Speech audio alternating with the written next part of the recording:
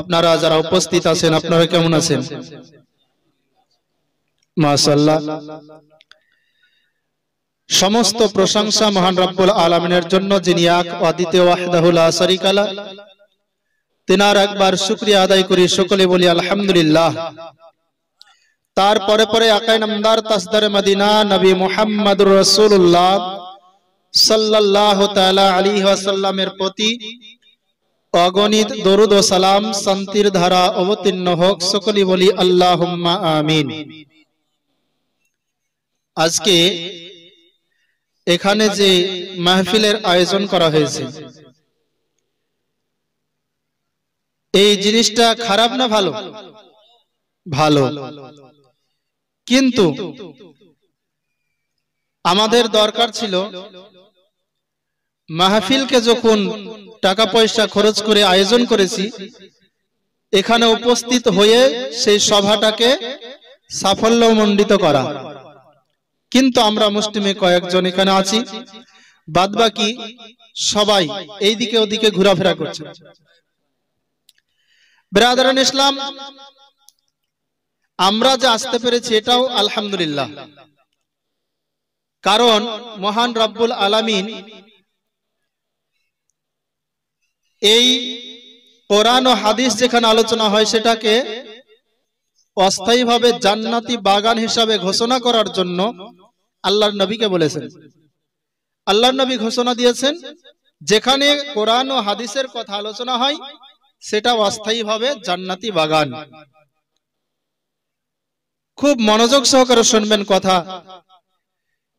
যে আল্লাহর হেদায়াত না পায় সে জান্নাতি বাগানে বসতে পারে না। তাহলে আমরা আল্লাহর হেদায়াত পেয়েছি বলেই এখানে আসতে পেরেছি। যারা এদিকে ওদিকে ঘোরাফেরা করছেন হতভাগা।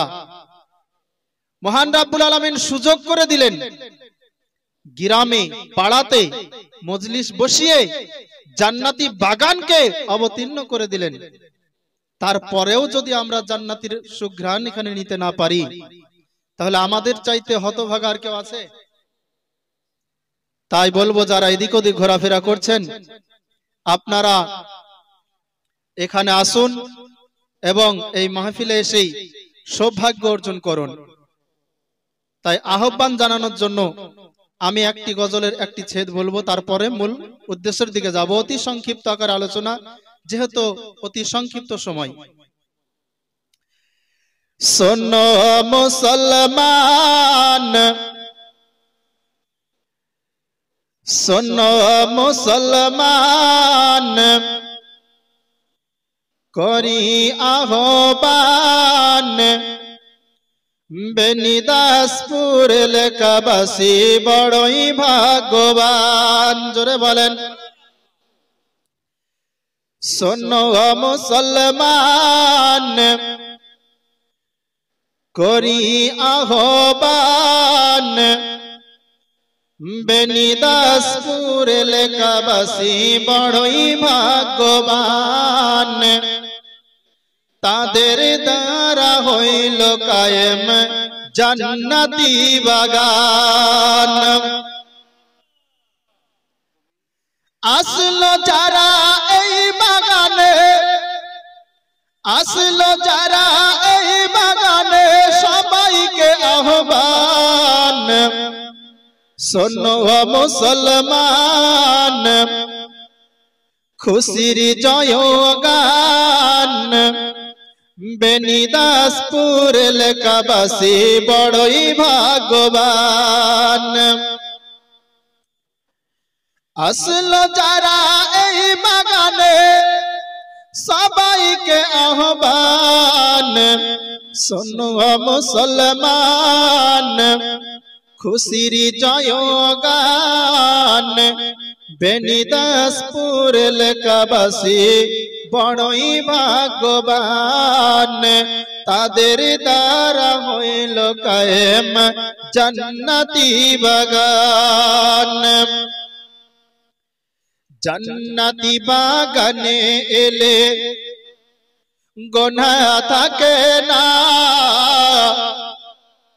এখানে আসলে উপকার আছে না ক্ষতি? উপকার আছে। কি উপকার সেটাই বলছেন। জান্নাতি বাগানে এলে গুনাহ থাকে না, জাহান্নামী হলেও সে জান্নাতি যে হয়।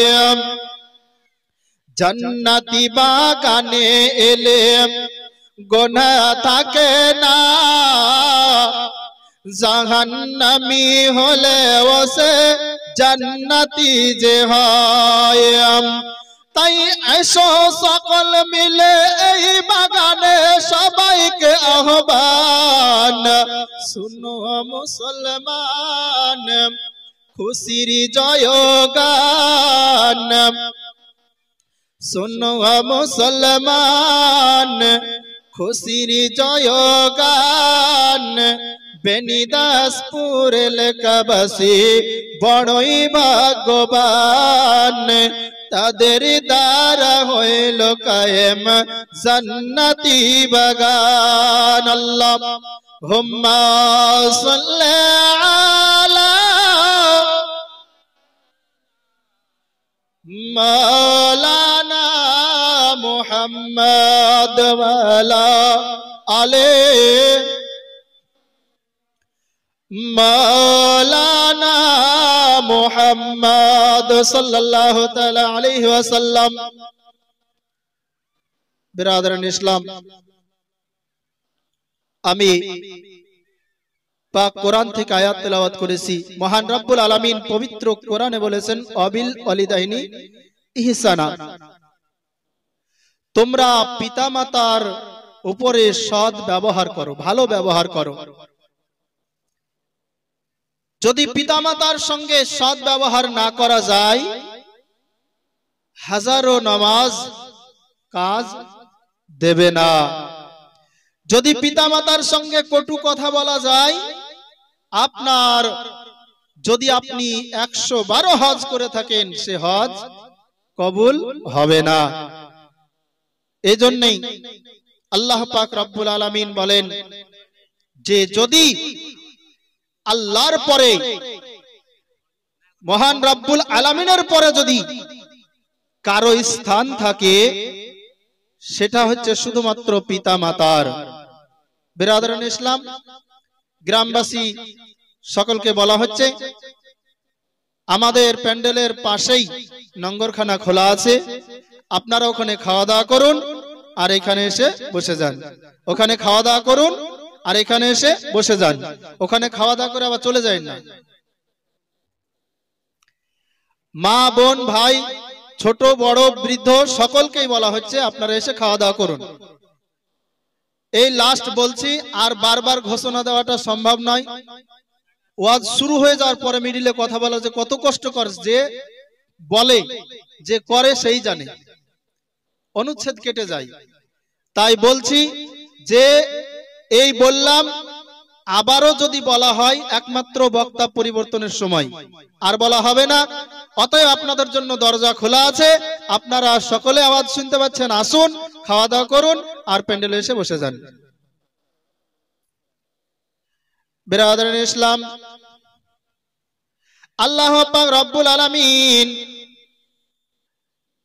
পবিত্র কোরআন পাকের মধ্যে ইরশাদ করে বলছেন, ওগো আমার বান্দারা, তোমাদেরকে যদি আল্লাহ ছাড়া কারোকে সিজদা দেওয়া অর্ডার দিতাম, তাহলে তোমাদেরকে আমি বলতাম, প্রত্যেকটা সন্তানকে বলতাম, তোমাদের পিতা মাতার কদমে সিজদা করো। পিতা মাতার এত বড় মর্যাদা দিয়েছেন আল্লাহ পাক রব্বুল আলামিন। সেই পিতা মাতাকে আমরা পাওয়ার পরে বুঝতে পারি না। পিতা মাতা যখন হারিয়ে যায়, তখন আমরা বুঝতে পারি যে কি হারালাম। বিরাদরান ইসলাম, মহান রব্বুল আলামিন এই পিতা মাতার দোয়াকে এত আপনার গ্রহণযোগ্য করে দিয়েছেন। কোন সন্তানের জন্য যদি পিতা মাতা আপনার একবার দোয়া করে দেয়, আল্লাহ পাক রব্বুল আলামিন বলেন, আমি ওই দোয়াটাকে তার জন্য সবচাইতে বেশি গ্রহণযোগ্য করে থাকি। আল্লাহ বলছেন, আল্লাহর নবী বলেন যে 5 জনের দোয়া আল্লাহ ফেলে না, সব সময় কবুল করে থাকেন। তার মধ্যে প্রধান যে সেটা হচ্ছে পিতামাতা। তারপরে আপনার আছে আপনার মাজলুম, অত্যাচারিত ব্যক্তি, এইভাবে আপনার মুসাফির আছে, আরো 2 জন আছে। তো যাই হোক, প্রধান হচ্ছে পিতামাতা। এই পিতামাতা যদি একবার দোয়া করে দেয়, তার জন্য যত কঠিন বিষয় হোক না কেন সহজ হয়ে যায়। পিতামাতার সম্পর্কে আল্লাহর নবী বলেন, আল্লাহর নবী যখন জীবিত ছিলেন ওই সময়তে ওয়াইস করনি নামে একজন ব্যক্তি ছিল। সে আল্লাহর নবীর জামানাতে আল্লাহর নবীর ভক্ত ছিল, আল্লাহর নবীর জীবদ্দশাতে আল্লাহর নবীর ভক্ত ছিল। কিন্তু পিতা মায়ের সেবা করার জন্য, মা বেঁচে ছিল, মার সেবা করার জন্য ওই ব্যক্তি আল্লাহর নবীর কাছে যেতে পারে না। আল্লাহর নবীকে আপনার খবর করা হলো যে আমার মা বেঁচে আছে, আমার মা বৃদ্ধ ব্যক্তি, আমার মা অচল হয়ে গিয়েছে, আমার মাকে যতক্ষণে আমি খাইয়ে দেই ততক্ষণে খেতে পারে, আমার মাকে যতক্ষণে আমি পড়িয়ে দিই ততক্ষণে পড়তে পারে। ওগো আল্লাহর নবী, আমি আপনার ভক্ত হয়েছি, আপনার মোহাব্বত করেছি গো নবী। আপনি বলেছেন সমস্ত জাহানের চাইতে আপনাকে বেশি ভালোবাসতে হবে। ওগো নবী, আমি আপনার সঙ্গে সাক্ষাৎ করতে চাই, আপনার সঙ্গে দেখা করতে চাই। আমার বাপ মাকে কি আমি বাড়িতে ফেলে, আমার মাকে কি আমি বাড়িতে রেখে ওই সুদূর মদিনায় আপনার সঙ্গে কি সাক্ষাৎ করতে যেতে পারি? আল্লাহর নবী জনাবে মুহাম্মদুর রাসূলুল্লাহ সাল্লাল্লাহু তাআলা আলাইহি ওয়াসাল্লাম আপনার ঘোষণা দিলেন, ওইখান থেকে আপনার খবরটা পাঠিয়ে দিলেন, ও সংবাদ বাহক, তুমি বলে দাও, ওয়াইস কুরনিকে বলে দাও, আমার সঙ্গে সাক্ষাৎ করেই যে মোহাব্বত করতে হবে সেটা নয়, সেখানে বসে বসেই সে মোহাব্বত করতে পারে। যদি আমার কথাটা মেনে নিতে পারে তাহলে পরে আমার সঙ্গে মোহাব্বত হয়ে যাবে। এই দুনিয়াতে যদি আমার সঙ্গে তার মোহাব্বত হয়ে যায়, আমার সঙ্গে যদি সাক্ষাৎ নাও হয়, আমি কথা দিলাম কাল কিয়ামতের দিনে আমার সঙ্গে সাক্ষাৎ হয়ে যাবে। তবে কথাটা কি? কথাটা হচ্ছে এটাই, আল্লাহর নবী বললেন যে যতদিন পর্যন্ত তোমার মা বেঁচে থাকবে ততদিন পর্যন্ত তুমি আমার কাছে আসতে পাবে না। জোরে বলেন সুবহানাল্লাহ। নবীকে কত ভালোবাসতে হয়, নবীকে কতটা ভালোবাসতে হয়, আসুন একবার দেখি। তার চাইতেও আপনার মায়ের সেবা করাটা আরো বেশি গুরুত্বপূর্ণ। আল্লাহর নবী বললেন, কি বললেন? আল্লাহর নবীকে কতটা মহব্বত করতে হবে এ বিষয় আমাদের সকলেরই জানা। হযরত উমর ফারুকের ঘটনা, হযরতে উমর ফারুকের ঘটনা সকলেরই জানা। হযরতে উমর ফারুককে জিজ্ঞাসা করলেন, আল্লাহর নবী বললেন, ওগো উমর ফারুক, তুমি আমাকে কতটা ভালোবাসো? আল্লাহর নবীকে বললেন, ইয়া রাসূলুল্লাহ, ইয়া হাবিবাল্লাহ, আমার মা বাবা আপনার পদতলে কুরবান হয়ে যাক, আমার বিবির চাইতে, আমার সন্তানের চাইতে, আমার পিতামাতার চাইতে, আমার ধন দৌলতের চাইতে গো নবী আপনাকে আমি বেশি ভালোবাসিলাম। কিন্তু নবী গো, এখানে একটি কন্ডিশন রেখেছে নবী, একটি কন্ডিশন। সেই কন্ডিশনটা হলো নবী গো, আমার জানের চাইতে এখনো ভালোবাসতে পারিনি, আমার জানটাকে বাকি রেখেছে, আমার জানের চাইতে আমি আপনাকে বেশি ভালোবাসি না, শুধুমাত্র আমার জানটাকে রেখেছি, তারপরে পরে আপনার স্থান। আল্লাহর নবী ঘোষণা দিলেন, ওগো উমর, তোমার ঈমানটা এখনো পরিপূর্ণ হয়নি, তুমি কি এখনো জানো না তোমার জানের চাইতে তোমার নবীকে তোমার কাছে রাখতে হবে, তোমার জানটাকে তোমার নবীর উপরে কুরবান করতে হবে। যতক্ষণ পর্যন্ত তোমার জানকে তুমি আল্লাহর নবীর উপরে কুরবান না করতে পারবে ততক্ষণ পর্যন্ত তুমি পূর্ণাঙ্গ ঈমানদার হবে না। সঙ্গে সঙ্গে বিচক্ষণ উমর আপনার মাথাটা নিচু করে নিলেন, কিছুক্ষণ পরে আপনার নিজের মনটাকে আপনার সাহিস্তা করলেন, করার পরে বলছেন, ইয়া রাসূলুল্লাহ, ইয়া হাবিবাল্লাহ, আমি এই মুহূর্তে আমি সাক্ষী দিতেছি, ইয়া রাসূলুল্লাহ, নবী গো, এই মুহূর্তে আমি সাক্ষী দিলাম, এই মুহূর্ত থেকে নিয়ে আমার জানটাকে আপনার নামে কুরবান করে দিলাম।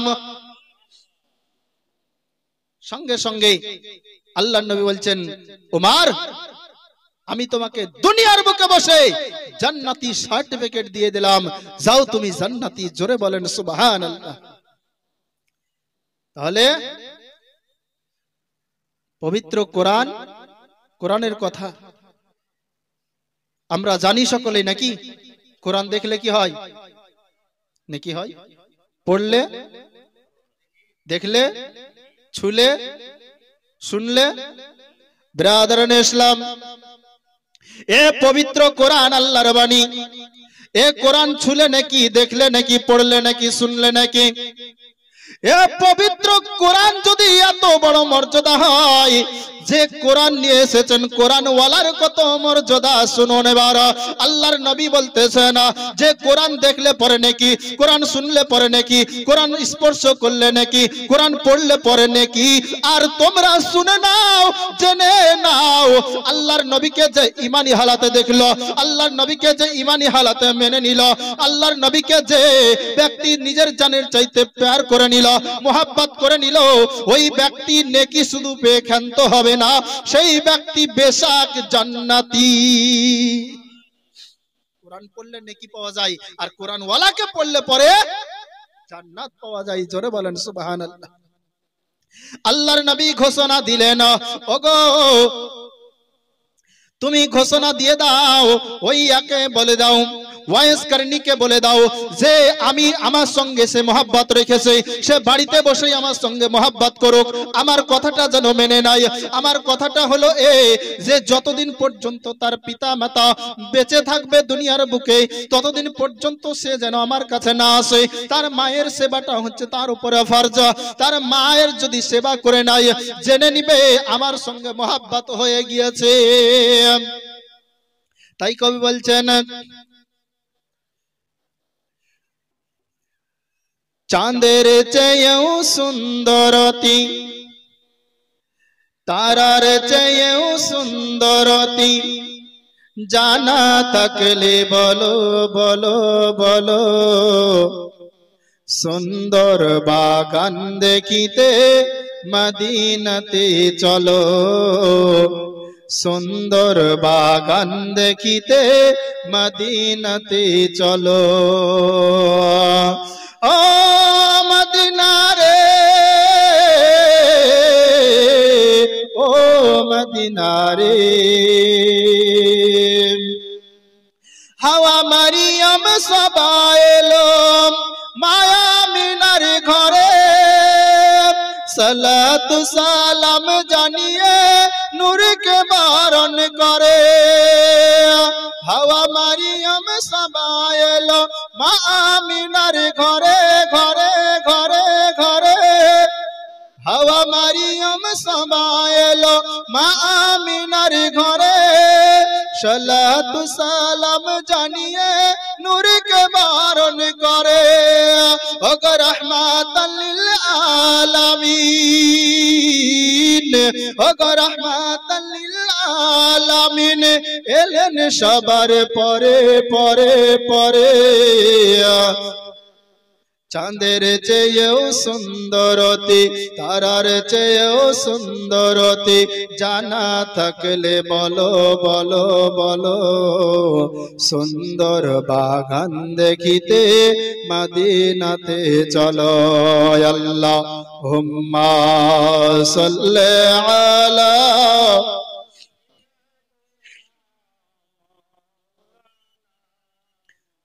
ওয়ালা আলে সাইয়্যিদিনা,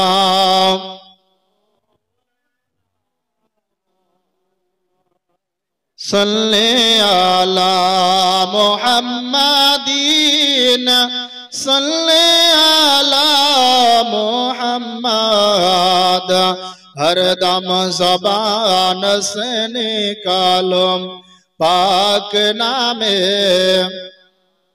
हरदम ज़बान सफियाना। যে সমস্ত মা বোনেরা এসেছেন, আমার ডান সাইডে মায়েদের জন্য জায়গা করা আছে পর্দার আড়ালে, আপনারা এখানে এসে বসে যান। বিরাদারান ইসলাম, তাহলে এখানে বোঝা গেল যে মা জাতির সম্মান কত? মা জাতির সম্মান কত? মা যদি বলা যায় একবার একটা শব্দ, এই মা যার হারিয়ে গিয়েছে একমাত্র সেই জানে। অন্ধকার কবরে আমাদেরকে সকলকে যেতে হবে। এই কবরে যাওয়ার জন্য আপনার নিজেকে প্রস্তুত হতে হবে। কবরে এই হাদিস দ্বারা কি বোঝা গেল? সবচাইতে প্রিয় ব্যক্তিকে আল্লাহর নবীর পরে পরে মা। সেই মা কি আপনার কবরে যাবে? যাবে না। মা কবরে যাবে না। একজন ব্যক্তি আপনার বিদেশে কাজে যাওয়ার জন্য রওনা হবেন। আপনার 1 কিলো গোশত কিনে নিয়ে এসেছেন। আসার পরে আপনার করছেন কি? বিবিকে দিয়েছেন রান্না করো, রান্না করে নাও, আমি বিদেশে যাব, 2 মাসের জন্য যাব, 2 মাস কাজকর্ম করব, আবার বাড়ি ফিরে চলে আসব। বিবি গো, আমার সঙ্গে আরো আমার বন্ধু বান্ধবেরা যাবে। ওগো বিবি, আজকে আমার ফ্ল্যাট আছে, আজকে আমার টিকিট আছে। বিবি গো, তুমি তাড়াতাড়ি করে রান্না করে দাও। আপনার রান্নাটা বসিয়ে দিয়া সমস্ত খাবার হয়ে গিয়েছে। বন্ধু বান্ধবেরা এসে ডাকে, ভাই রে চলো চলো, যদি এই মুহূর্তে না বের হতে পারি তাহলে পরে আমাদের ট্রেনটা মিস হয়ে যাবে, আমাদের ফ্লাইটটা মিস হয়ে যাবে। এইভাবে আপনার বন্ধু বান্ধবরা চলে এসেছে। বন্ধু বান্ধব চলে এসেছে। এবার বলছেন, বিবি আমার তো বন্ধু বান্ধব চলে এসেছে, তাহলে আমাকে খেতে দাও। তো বলে, আরে একটু কি থামা যাবে না? কেন? তো সব হয়ে গিয়েছে, শুধু গোশতটা সিদ্ধ হতে একটু দেরি আছে, গোশতটা সিদ্ধ করতে হবে। ওই ব্যক্তি বলছেন, ও বিবি, সবাই বলে, মুরব্বীরা বলে, ভাত ছাড়ো তো স্বাদ ছাড়ো না। তারপর আবার ট্রেনের ব্যাপার আছে, গাড়ির ব্যাপার আছে। ওগো বিবি জান, আমার যা তরকারি হয়েছে সেটা দিয়েই খেতে দাও, আমার গোশত খাওয়া লাগবে না। আমি চলে যাব 2 মাস পরে আসবো, তখনই না হয় আবার কিনে খাবো। বিবি আপনার করলেন কি? স্বামীকে তাড়াতাড়ি করে খেতে দিলেন, খাওয়া দাওয়া সম্পন্ন করে বিদেশে চলে গেল। 2 মাস পরে যখন ফিরছে, স্বামীকে বললেন, স্বামী গো, আপনি তাড়াতাড়ি করে আপনি গোসলটা সেরে নিন, আমি আপনার জন্য খাবারটা বাড়িয়ে। এবার আপনার খাবারটা বাড়তে যাচ্ছেন, যখন খাবার দিচ্ছেন দেখে পাতের আগালে 2 ডুমা গোশত রয়েছে।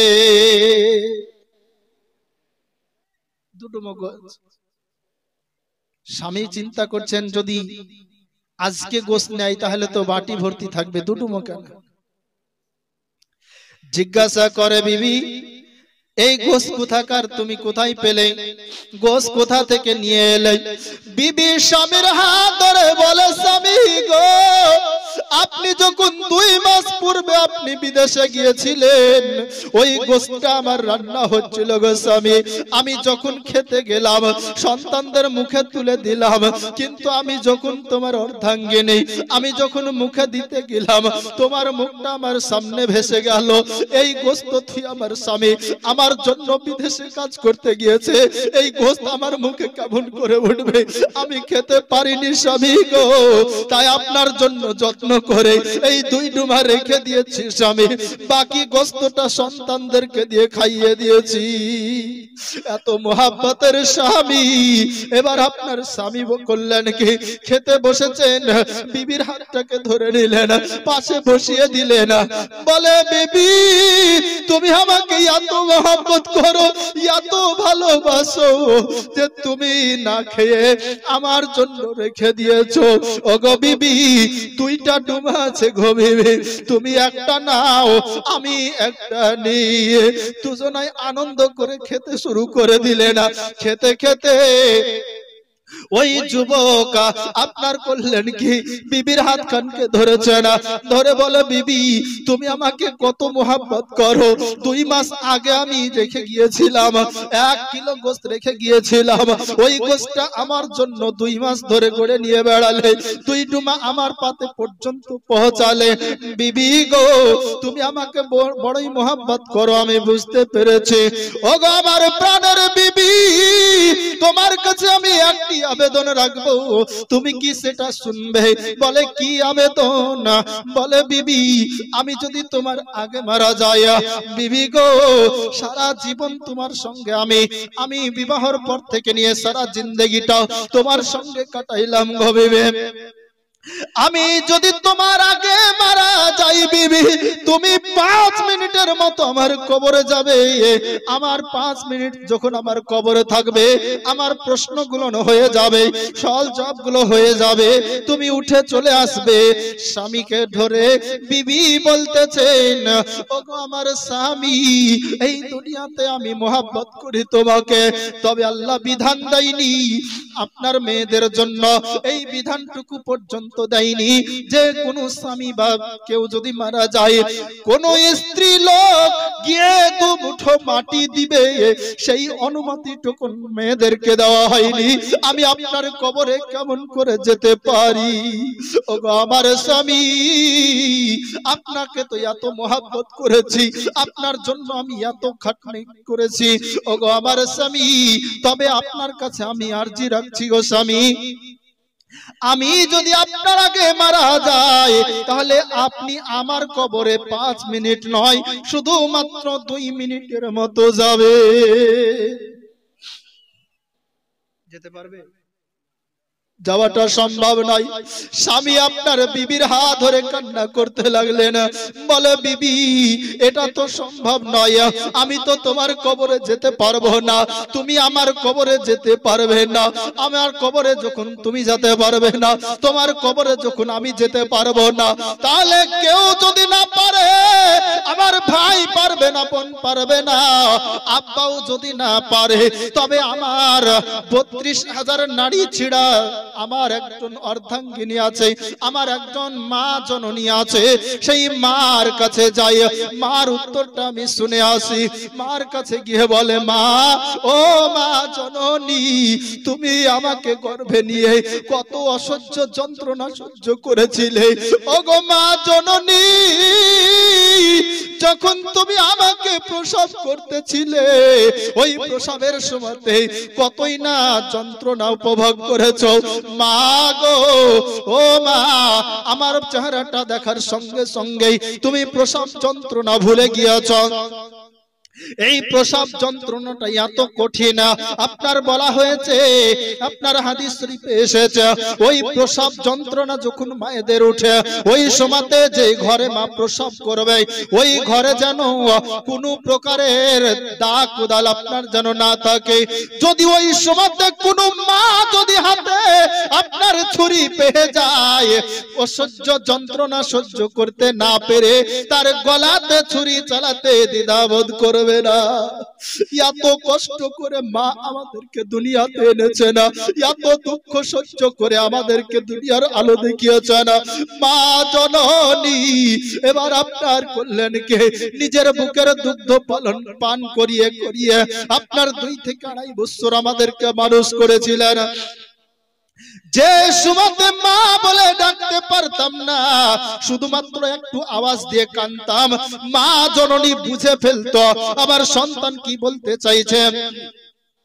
এত মোহাব্বতের মা জননী, ওই মা মনে হয় আমার কবরে যাবে, যেই মা আমি একবার মা বললে পরে, আমি মা বলে যদি একবার চিৎকার করি, মা হয়তো আকাশ থেকে ফেটে পড়বে, আমি যদি আমার অন্তরে যদি আঘাত লাগে, মা উহ শব্দটা বের করে, আমার উহ বলার আগে মার অন্তরটা কেঁপে উঠে, এত মোহাব্বত করে গো মা জননী আমাদেরকে। মা আমার, ওই মার কাছে গিয়ে এবার ওই যুবক বলতেছে, মা, ও মা, তুমি তো আমার জন্য এত খাটনি করেছো, এত কষ্ট করেছো, এত মেহনত করেছো গো মা। ও মা জননী, আজকে তোমার কাছে একটা আবদার নিয়ে এসেছি গো মা, তুমি আমার আবদারটা পূরণ করিও। বলে, বেটা কি আবদার বলো, বলো তোমার কি হয়েছে বলো, আমি তোমার জন্য জান দিতে রাজি আছি। সন্তানের জন্য মা জান দিতে দ্বিধা করে না, আমি জান দিতে রাজি আছি, বলো বেটা তোমার কি আরজি রয়েছে। বলে, মা গো, আমার জন্য জান দিতে হবে না গো মা, আমি যদি তোমার আগে মারা যাই গো মা, তাহলে তুমি আমার আগে আমার সঙ্গে 2 মিনিটের মতো আমার কবরে যায়ও। শুধুমাত্র 2 মিনিটের মতো যাবে, আর আমার প্রশ্নটা হয়ে যাবে, আর তুমি চলে আসবে। আমি শুনেছি কবরে নাকি প্রথম যে 3টে প্রশ্ন করা হয়, এই প্রশ্নটার উত্তরটা যে দিতে পারবে সে সব জায়গায় পাস হয়ে যাবে। জোরে বলেন সুবহানাল্লাহ। বিরাদরান ইসলাম, মাধ্যমিক পরীক্ষা চলছে না? যদি 1 ঘন্টা আগে কোশ্চেন ফাঁস হয়ে যায়, তাহলে ওই কোশ্চেনটাই বাদ হয়ে যায় না? কিন্তু 1500 বছর আগে আল্লাহর নবী বলে দিয়েছেন যে কবরে কি প্রশ্ন হবে, আর তার উত্তরটাও বলে দিয়েছে যে কি উত্তর হবে। তারপরেও কি আমাদের দেওয়াটা সম্ভব হবে? যে প্রশ্নের উত্তরটা আমাদের ফাঁস হয়ে গিয়েছে, তারপরেও সেই প্রশ্নই করা হবে, অতি সহজ মনে করিয়েন না। এটা একমাত্র ওই ব্যক্তিই উত্তর দিতে পারবে যে ব্যক্তি এই দুনিয়াতে ওই আমল করে যাবে, আমল অনুযায়ী তার মুখ দিয়ে কথা বের হবে। এই দুনিয়ার মতো নয় যে আপনার যখন যা ইচ্ছা তাই বলে দিবেন, হবে না। ওখানে আপনি দুনিয়াতে যে আমল করে যাবেন সেই অনুযায়ী কথা বের হবে। তো বিরাদরান ইসলাম, বক্তা হাজির হয়ে গিয়েছে, ইনশাআল্লাহ কয়েকটি কথা বলি শেষ করব। তারপরে পরে আমার পরেই আমাদের ইমাম সাহেব মিসবাহুল রেজভী উঠবেন। তো বিরাদরান ইসলাম, মনোযোগ এদিকে করুন যে মা জননী কি বলছেন। মা জননী, যেই মা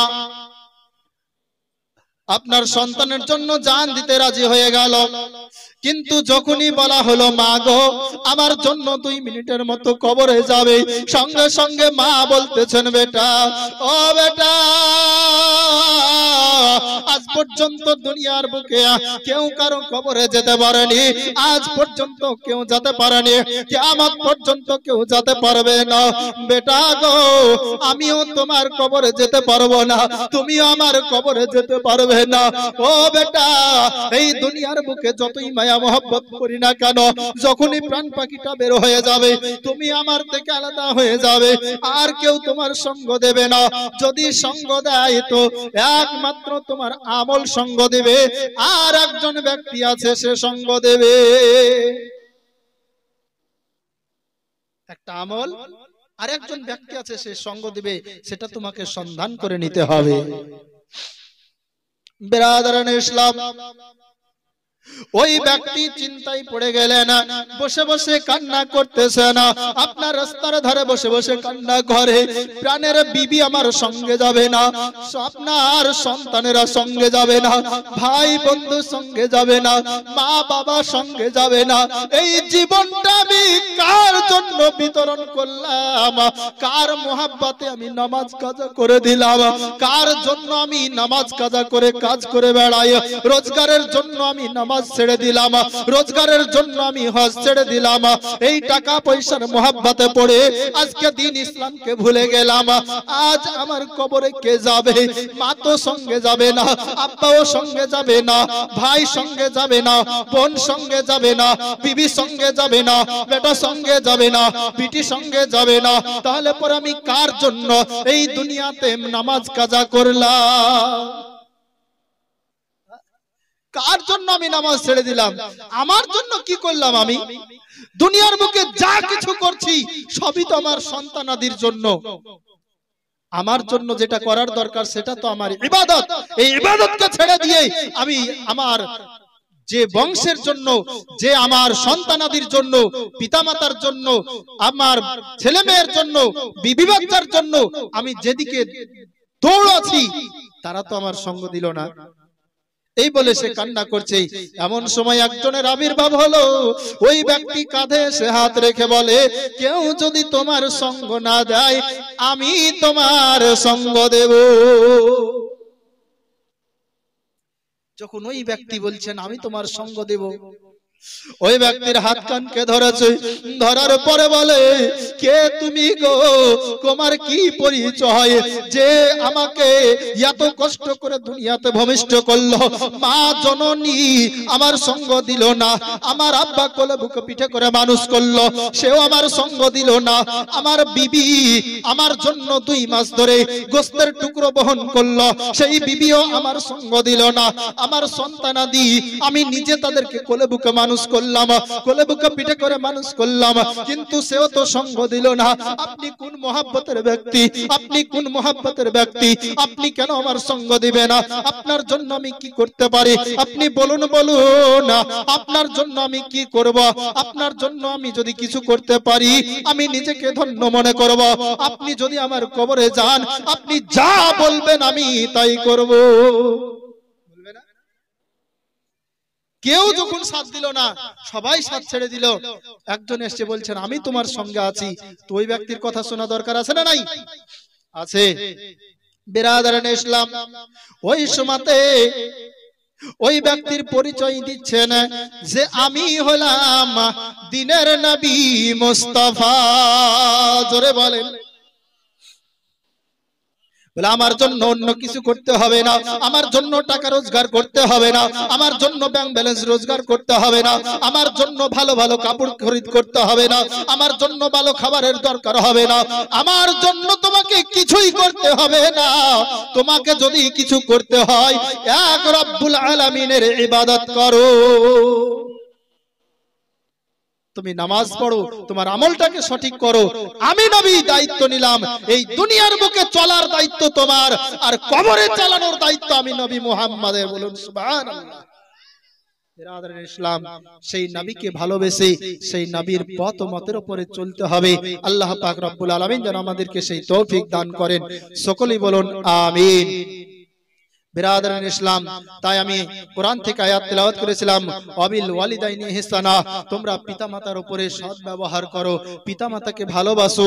আর পিতামাতাকে ভালোবাসলে পরে নবীকে ভালোবাসা হবে, কারণ নবী বলেছেন তোমরা পিতামাতাকে ভালোবাসো, আল্লাহ বলেছেন তুমি পিতামাতাকে ভালোবাসো। তাদের কথা মানলে পরেই তো তাদেরকে ভালোবাসা হলো। তাই আল্লাহ পাক রব্বুল আলামিন যেন আমাদেরকে পিতামাতার সেবা করে আল্লাহর নবী ও আল্লাহ পাক রব্বুল আলামিনের নৈকট্য লাভ করার তৌফিক দান করেন। সকলেই বলুন আমিন। এই বলে আমার সংক্ষিপ্ত বক্তব্য ইতি করলাম। বলা ও ভাষার মধ্যে যদি হয় ভুল ত্রুটি ক্ষমা প্রার্থী। আস্তাগফিরুল্লাহ রাব্বি মিন কুল্লি জামবি ওয়া আতুবু ইলাইহি। লা ইলাহা ইল্লাল্লাহু মুহাম্মাদুর রাসূলুল্লাহ।